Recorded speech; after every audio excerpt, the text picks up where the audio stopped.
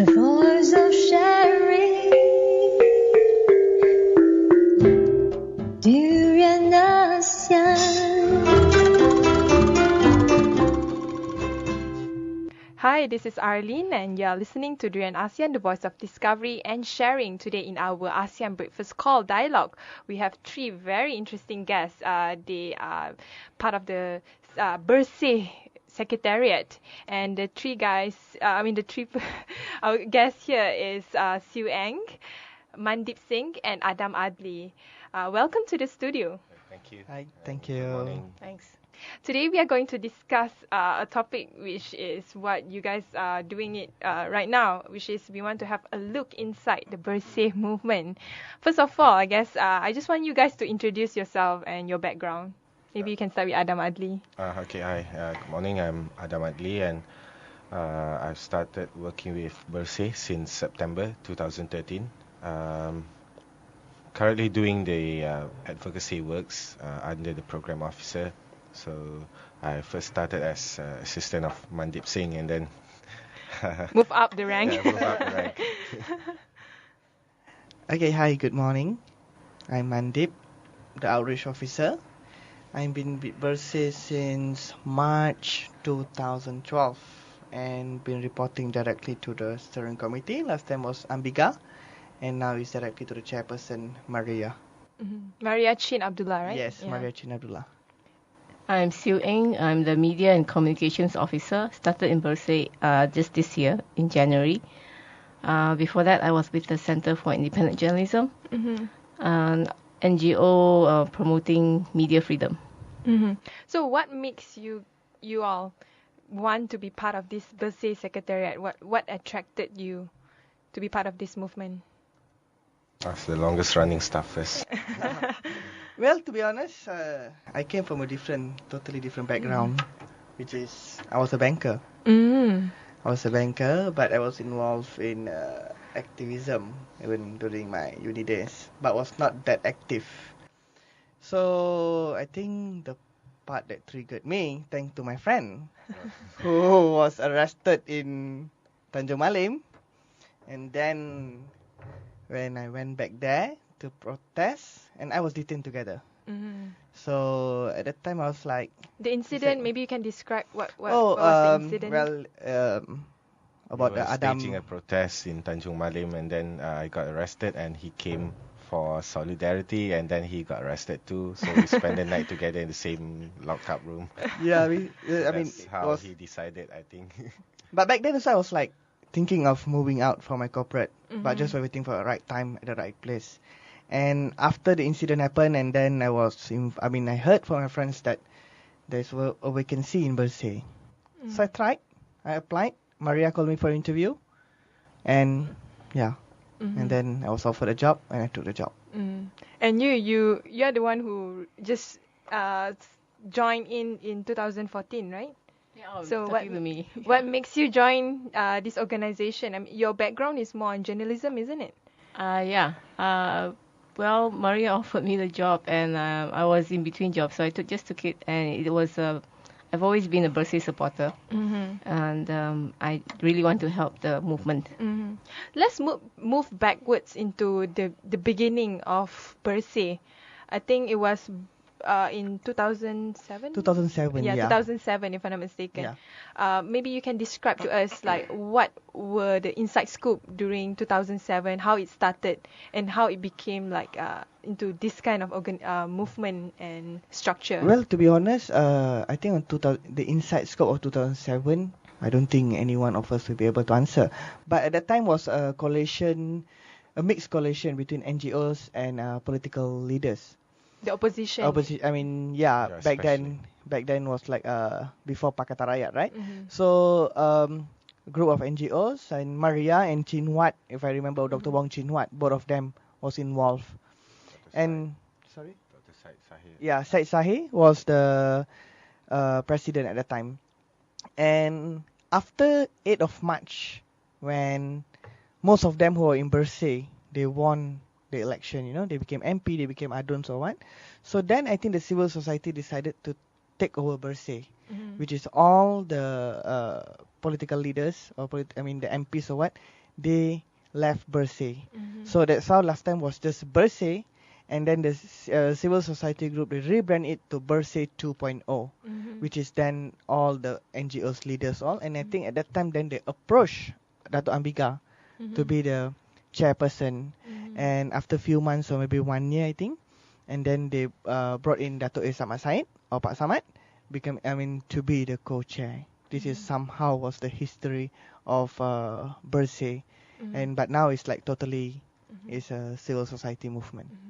And the biggest Bersih movement was actually in 2012, if I'm not mistaken, and you were the first joining. What happened back then? Well, when I first joined in 1st of March, and at that time I didn't know yet that going to be a rally or what. But towards end, then Maria told me that we need to be ready, that the PSC report will be out, and if there's anything like if the PSC report doesn't meet what we want, we have no choice, and then we need to take the street. And well, that was a very good. It's like a crazy night, day and night. We've been working day and night, everything, and yeah, we work hard to bring 250,000 people to Kuala Lumpur. How did Bersih spread, among other people? Like, let's say you will be, because I think the time where you mentioned when the Bersih is and the time when you actually organize the Bersih is a very short duration of time. How do you spread it out? Well, I think at that time the people were just, the anger was there, and people were, totally fed up, totally fed up, because you see Bersih 2 was 9th of July, right? And then the government announced that they will have a parliamentary select committee, But the momentum and the pressure was still there from Bersih, and people were just like tired, everything of, what the government or especially SPR been doing, right? So the momentum was there, and just, if I can say, people just want to go to the street. But of course, we've been doing our homework, everything, and the moment we announced, but we went to all the states, and of course the propaganda team been working day and night to bring people. And I'm quite curious, actually, it's a question from my intern here, Asmat. I think you asked yesterday, why yellow color? Is there a reason for it? I don't have the answer of why yellow. I remember when it used to be like a black color, white color, so red color shirts and everything. So they have this kind of fetish for colors. So I guess yellow is the only choice available, maybe. But you have to ask the first Bersih last time, 2007. I thought it's because it's the color of sunshine, clean. Something. Maybe because the you want color to of be SPR, maybe. Maybe. I don't know whether it has anything to do with royals or. I'm not quite sure. It has nothing to do with I doubt that. reform. Yeah. So I guess I think my key question here is, why Bersih movement? Was it the electoral reform is a very important agenda for our country? Yeah, Do you it's a think so? crucial agenda. You see, we are having a lot of problems in our daily life. It was due and it was caused by the policies of our government. Now people have their own dilemmas every day that they have to live within the system and all. And it has been said that whenever they try to complain, they would say that, oh, you chose this government, so you have to live with it, isn't it? But the problem is with our electoral reform, with our electoral system, it's not that they chose the system, but the system chose themselves. So it is due to our electoral system, which is, if we go back to the analysis, we go back to the facts and figures, numbers, statistics and all, and the history of our elections, we can say that it's totally something beyond people's power anymore. It's something that people don't understand. It's beyond their power. It's nothing to do with people's power. What they cast their vote, but they don't know what happened after they cast their vote. So this is where Bersih came in. What kind of problems that usually Malaysian would face during the elections, since I think it's strongly related to the electoral. The voting system during the elections.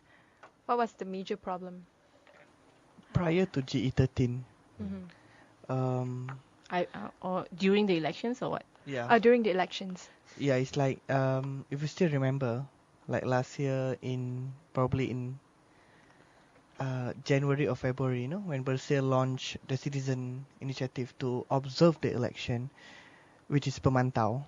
I mean, we didn't have any other choice but to call the citizen, like what Adam said, to save your own vote. And what be happening in Malaysia is like, do not forget the famous Project IC in Sabah. It's still not solved yet. RCI have been done. The question is, where is the report? 200 over witness was being called to the Royal Commission inquiry. People have admitted they were given IC, instant IC, everything, all. And in like Semenanjung itself, before the election, there's this one phenomena. Their names are just missing from the electoral roll, Today you are there, tomorrow you are not there. The eve of election, your name is on the roll. On the election day, when you go to vote, probably you'll be voting in Kelana Jaya. Next thing you know, your voting center is already in Johor Bahru. And this was like 100 or maybe thousands of cases. It's like terribly on this one. And then like the violence was going on. Do not forget Lembah Pantai. It's like the violence, the fear. I mean, they create fear against like voters, everybody. I mean, for them, whether to go out or people don't go out, and like they've created this fear among everybody. I mean, among the citizens. What about the recent elections in the GE13? I think you came up with a report out of your findings, isn't it? From Bersih? Yeah, we brought the report for you. Yeah, can you explain more about what was the finding that you came up with? Okay, this report, which is called Clean and Fair, an election observation report of GE13, right? And this report is totally been done by Malaysian, the 3,000 observers. And what we did was we just compiled it together, On our observation, of course, it is not clean and it is not fair. It's like, why we say that is like, the roll, a simple example, why it's not clean, the electoral roll is very dirty. It's totally dirty, and you cannot challenge the electoral roll. And there have been reports that how like goodies was given. People were given money, tokens, And there's an amazing case that in Kuantan, this young boy who went to vote 2 times. He went to vote first time. Then do not forget, we had the food coloring. It's not an ink, It's not indelible ink, but a food coloring, which is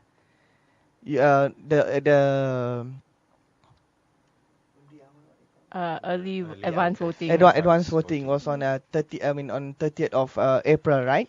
And then people, there's this major guy who came out to say that, look, the ink is not working. In fact, right? I could wash it on the spot. Yeah. When after I voted in. Yeah. So the reality of the real indelible ink is supposed to be last for I think a week, isn't it? Yes. On your finger. Yeah, it's at least because you see the advance voting was on the 30th of April and the actual voting day 5th of May. So which means that you must last at least 7 days, But we use food coloring. We didn't use indelible ink. So it's not an indelible ink; it's edible ink. Edible ink, yeah. And it's like, that there are thousands of reports on that, and until today, the EC is not been charged yet. What about the usage of foreigners to pretend to be Malaysians? Do you have proof on it? Well, on Bersih, we have never accused that, and we don't know. I see. We don't have any proof on that.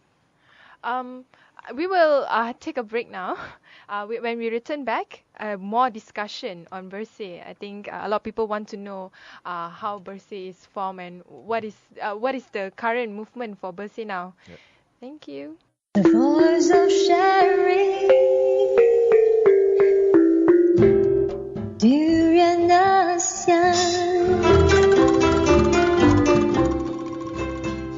Okay, we are back again with Arlene and our guests here, Mandeep Singh, Adli, our our intern Asma, as well as another one, Siew, in the studio now to discuss about the Bersih movement. I want to continue back with our discussion relating to the findings. What are other parts of the electoral frauds that Bersih observed during the recent elections, general elections? Well, let me touch just a brief one, which is usage of the government machinery and properties. You see, during the moment the parliament dissolved, whether the ruling party or any parties who participate in the election are not able to use any of government machineries or property. But what happened, or what we observed during GE13, the ruling party, they maximize all the government machineries. Example like agencies, RISDA was on board campaigning,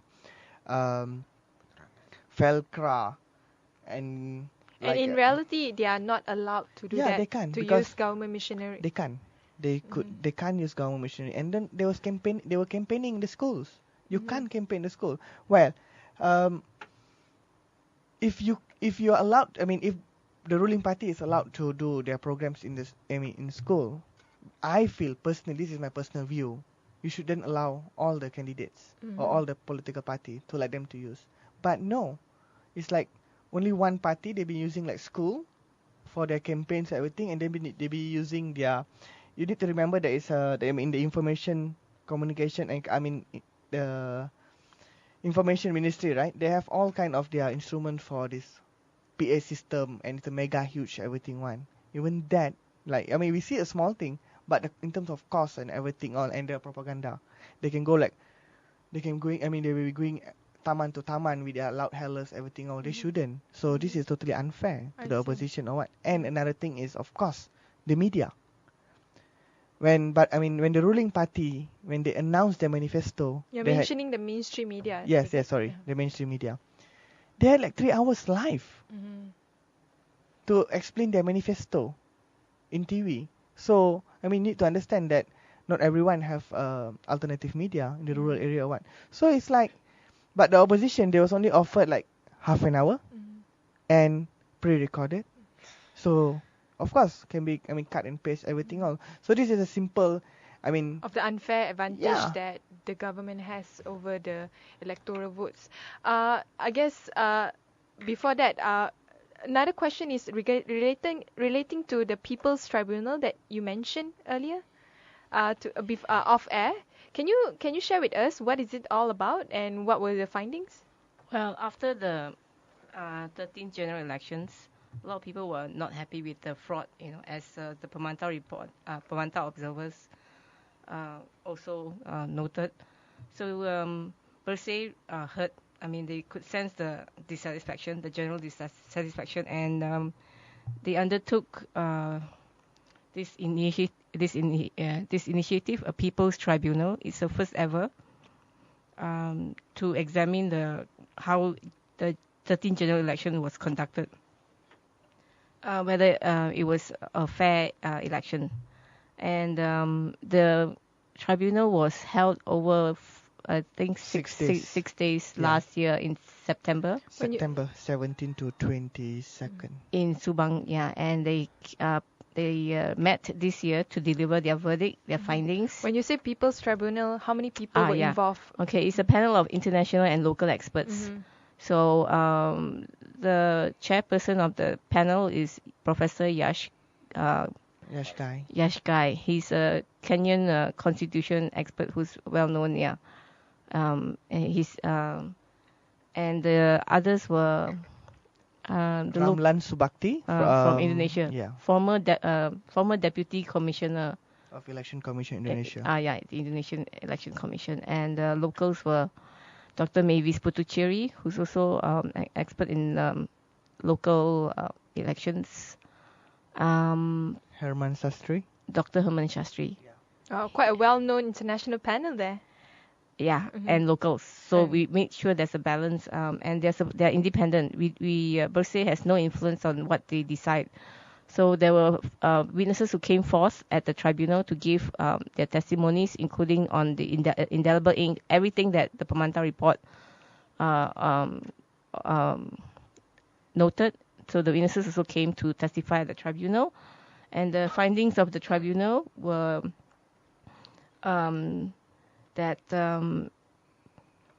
it's systemic problems with the electoral process. For example, even the right to vote is not stated explicitly in the constitution. Oh. Yeah. So, and the electoral roll. The problem with the electoral roll is the registration process is very suspect. That's why you have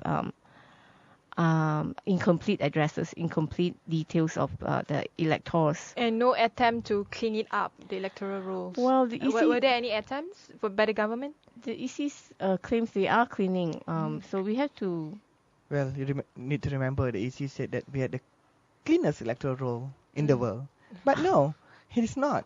I mean, like, before the election, you can get comma. Just a comma mark in the electoral roll. And we don't see that there's any time of cleaning. We don't know now, after the election, right? But before the election, sorry, we didn't see any. Because people who didn't register as a voter, also their name on the list. If I can just add on something on People's Tribunal, I think one of the main reason was because there is no rule of law. You can see election petitions, how it was thrown out. It was just like, I think 50 over election petitions, all was thrown out. And how You mean during the parliament session? No, you see, after election, right? After the results being gazetted, you can challenge this in the in court. So you can file an election petition. But most, I can say like 95%, all the election petition was thrown out from the court, and with cause. So then Bersih, we felt that I think the people should do something. We should do something, and we should investigate our own election process. And yeah, we are happy People's Tribunal on election to investigate election. And people can find this online. Yeah. At Bersih, can they find it at the Bersih's main website? Well, we are cleaning up the report, and it will be it will be published within next week, I think. Okay, all right. There's another question Asmat would want to ask. Some of the criticisms of Bersih is some people argue that he's working with opposition to further his agenda, and free and fair election, the main demand of Bersih is just a facade to topple the government. What do you have to say on this? If we are to topple the government, we should have done it in 2013, 2011, and 2007. But the problem with Malaysian is that you see, Bersih has been moving and working with the opposition. This we never actually deny about this, especially during the rally, where we need the mobilization of people who support the cause of free, fair, and clean election, and eventually who ask the government not to be in favor of the idea of free and fair election, because they are the government has been causing this. I mean, you look at the electoral committee. You look at the EC. You should know that the EC actually has never been independent in this country. They never actually govern themselves. Instead, they are being governed under the PMO, the Prime Minister's office, which is which is something that cannot be accepted actually. So it is not our fault that even the opposition would agree with this, because they are the stakeholders of an election. This is the reality of Malaysia. They are one of the stakeholders in an election. And it seems that the current electoral system that's being practiced in this country has never been in favor to them, except for like maybe people had said that in 2008 the opposition won 5 states, like Perak, Penang and all. But you have to remember, in 2007, they called for Bersih rally first. That's why they managed to actually uh, get the benefit from the free and fair election, because the pressure is there already. Now in 2011 and brought up to 2013, the issue of election, the issue of election has become some sort of like a public discourse. It's no longer something that only being discussed by the political parties. Instead, has been discussed by the public. So this is why the civil societies took over the Bersih movement. The civil societies took over the Bersih movement and decided this should be a movement for the people, by the people, and not from the political parties. And and advancing the free and fair election can be actually is an agenda that can be shared by everyone. So there's no I problem. think with that. despite of fraud, the opposition won 82 parliamentary seats during GE12. And So do you think it's a success for Bersih? no. I It's mean, not I mean, it's success. not. I mean, whoever win for us is very simple. As long as the election is free and fair and clean, whoever wins, we are fine. Because when everything is in order, so Yeah. Yeah. I mean, If we are to complain about everything, so I just need to add a bit more. If we are to complain about everything, we should have done so whenever the government won a by-election, as for example. But if we found nothing there, then we won't say anything. Another question of mine is about your current venture, besides just monitoring about on the elections. I think now you are starting to sort of addressing the systemic fraud that is happening during the election, and one of it would be the gerrymandering. Exactly. And can you explain more about your initiative? I think it's called DART. Exactly. Yeah. that is actually it's called Delineation Action Research Team. We started this on 9th of March this year. We launched it, and we've been going like the whole country. We have gone the whole country. What we are doing is actually we are giving we are training the community people. I mean, anybody, You have chapters all over the Malaysia, right? I mean, in each state's Bersih chapters. Do you? We are region. We have regional. Yeah, this. So it's like explaining people, why even 52% of the popular vote that went to people voted for change, but again the minority from the government. So we give a simple explanation on that, and then we have this wonderful, like I said, software probably, which is Google Earth Tool. a tool, which is how public or voters can draw their own map, their own boundaries, because we know. You only need 100 people to change the boundaries, right? No, We actually, you To oppose, yes. to to oppose, oppose, yes, okay. 100 To 100 change the per boundary will constituency. take- I per see. constituency, because we know that the simple example I think is probably in this constituency. There is a road here, which is one main road, but it's divided into two different constituency. Wow. On the left hand side is Sri Setia. Sri Setia, the deputy speaker. On the right hand side is the speaker of of Selangor, Hanayo. So this kind of thing is like, for us it's like enough. Local, the new boundaries we should take into account of local ties and boundaries, natural boundaries, or other things, and we want the people to be involved in the process. We don't want anymore that people draw, the election commission draw the map and come and give us like, this is your map. No, we don't want. We want the people to draw, to have a say on what kind, where the boundary should be and how many people should share with, one MP. Is So it- let the people decide. Is it still ongoing, the DART workshops, or has it been ended?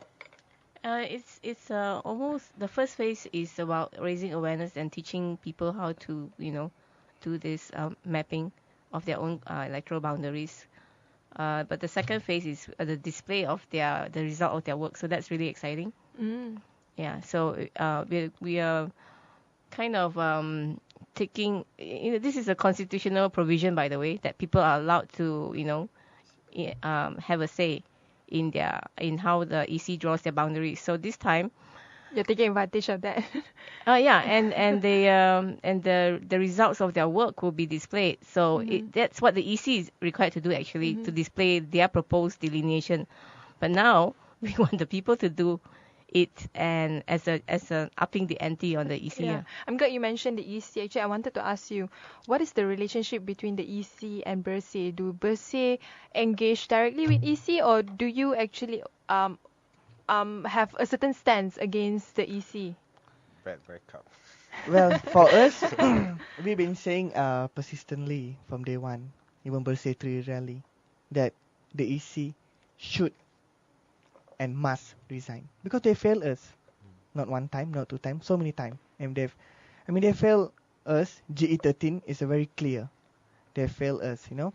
So for Bersih, we've been saying that they need to resign. In terms of whether we will engage with them, I don't think any one of us will be able to answer. You need to ask our chairperson. But I think probably when there is, how to But answer? we also, it's not just resigning. There's also the Structural reform. Yeah, review reform of the EC, structural reform. Yeah. You are requesting it to be a truly independent agency. Of course. Yeah. Another one, I think I'm curious about the youth of Malaysia. I think Adam Adli would be the best to answer this. What has Bersih been doing in reaching out to the younger generation? Well, Bersih has been a platform for a lot of youths to come out and be part of the movement, especially. Bersih has been around since 2007, so that's when a lot of, especially the young people, post-reformasi, I guess, who have the eagerness to do something for the country, where they see the wrongdoings of the government, the system, and everything. So they want to come out. They want to actually fight for their rights. So Bersih has become the best platform because the cause is there, and they are doing something to not to harm the country, but to cure the country actually. Now,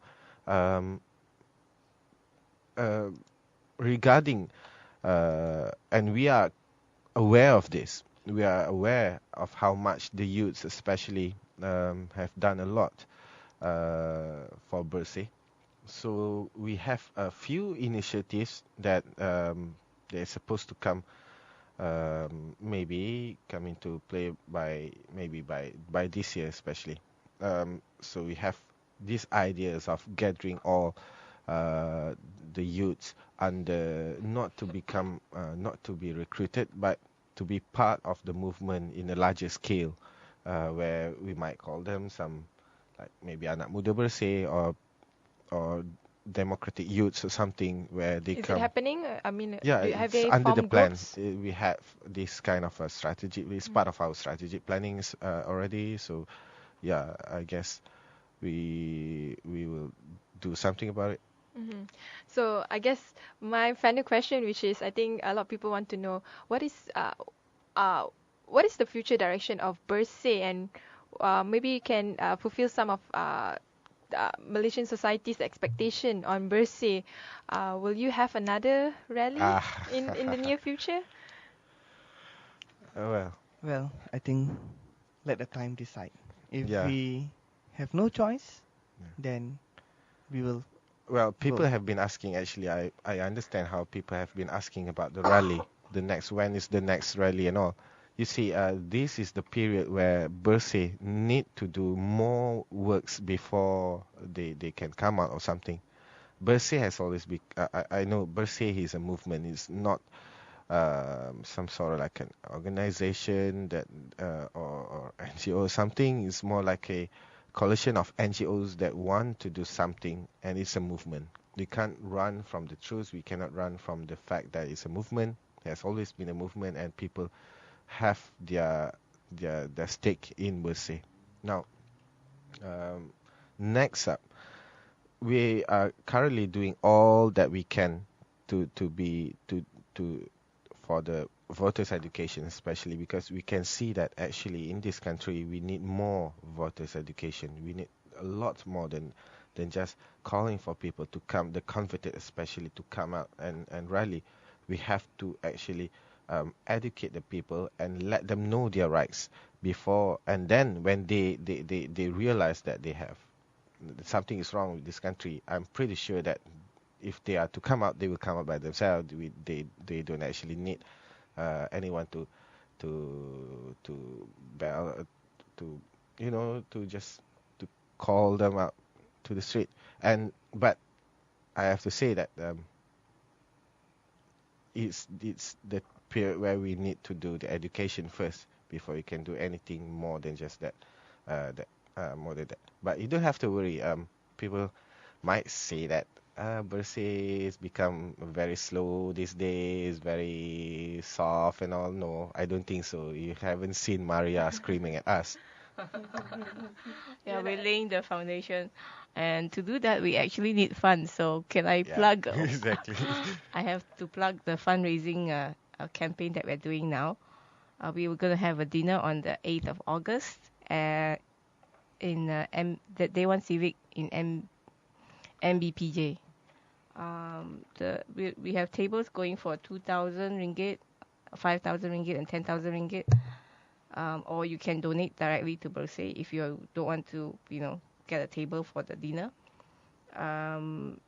The account number is Hong Leong Bank 03000. Oh gosh, there's a lot of zeros there. Wait, 03 4 0000 64902.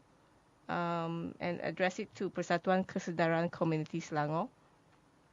How can they contact you guys? Call us at our office if you're not sure. Number is 03 777 3275. Or you can go to our website. Look up the www.bersih.org. If they want to send an email? Yeah, donation@bersih.org. Okay. So we will publicize that as well in our Durian ASEAN Facebook. Thank you. Just to be more clear on the account number. Yeah, thanks. Anyway, thank you all for such a very interesting and fruitful discussion about the Bersih movement. All the best, and we look forward to the next rally. Sure. Yeah, sure. Come for the We'll call dinner you first. Come for the dinner first. Yeah, we will come for the dinner first. Thank you. Okay, thank you. Thank you.